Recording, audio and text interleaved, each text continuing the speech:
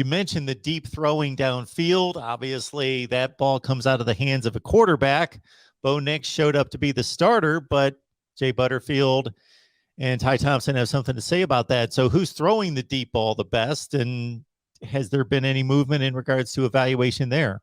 I think all of them showed they can throw it because they all completed balls downfield. But Bo had 2 passes for 70 yards. He also had a 39-yard touchdown.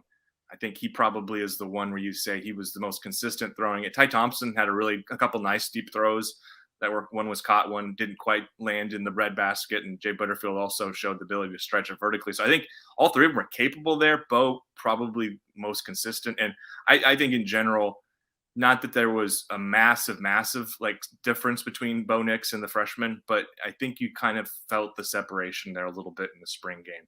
I think what surprised me most, probably Mark, was that it was probably Jay Butterfield, not Ty Thompson, who most people came away feeling performed the second best among the quarterbacks. And, that's going to be, I think, not that the starter is determined and that there's no, I guess, suspense for who's going to be the first quarterback against Georgia in a couple of months here, but because I do think you'll still see that play into fall, and they've made that very clear. But I think the competition theoretically behind Bo Nix is where it gets even more interesting, because last fall, Ty Thompson and the previous staff decided Ty Thompson had beaten out Jay Butterfield. Ty Thompson was the backup. That was said.